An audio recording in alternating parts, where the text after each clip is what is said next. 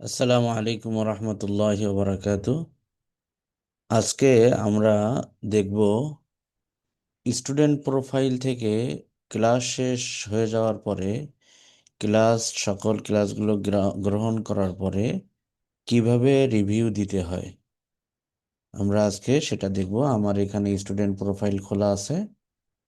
আমার এখানে এই যে আমার স্টুডেন্ট প্রোফাইল খোলা আছে, এটা আমি একজন স্টুডেন্ট হিসেবে আছি এখানে।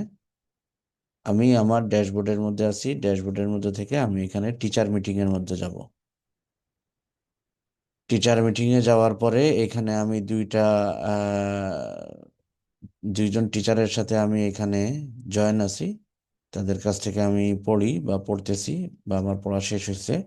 তা এখন আমার সি প্রোগ্রেস, আমি কথার কথা এই টিচারকে আমার ক্লাস নেওয়া হয়ে গেছে। আমি এই টিচারের কাছে এখন রিভিউ দিয়ে দিব। তা আমি এখানে সি প্রোগ্রেসের মধ্যে ঢুকলাম। এখন আমি এখানে আমার যতগুলো জিনিস আছে সব আমি দেখতেছি। স্ট্যাটাস কনফার্মেড, পেমেন্ট পেইড, সব কিছু দেওয়া আছে। টিচার পেইড হয় নাই, স্টুডেন্ট কনফার্মেড হয় নাই, টিচার কনফার্মেডও হয় নাই। তো এখন আমি এখান থেকে আমার এই স্টুডেন্ট কনফার্ম দিয়ে দিব। এখান থেকে confirm completion and leave review.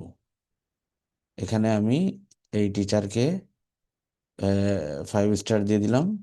কোনো কারণে যদি আমি তাকে কম দিতে চাই, কমও দিতে পারবো এখানে। এবং এখানে আমি রিভিউ লিখে দিতে পারবো।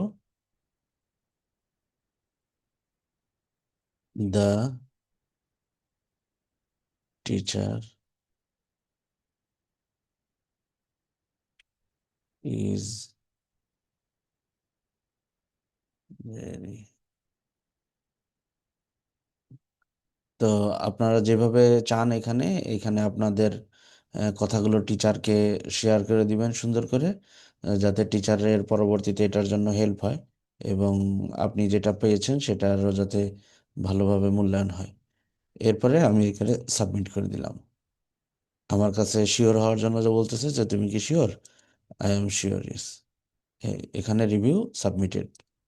এই রিভিউ আমি এখানে দিয়ে দিলাম। এই যে স্টুডেন্ট কনফার্মেড, এখান থেকে ঠিক হয়ে গেল। এরপরে আমি এখানে এখন টিচার কনফার্ম হবে। টিচার কনফার্ম করলেই এরপরে টিচারের পেইডের পরবর্তীতে অপশন আসবে। তো আজকের ছিল এটাই আমাদের ছোট্ট একটা বিষয়। আসসালামু আলাইকুম রহমতুল্লাহ বারকাতু।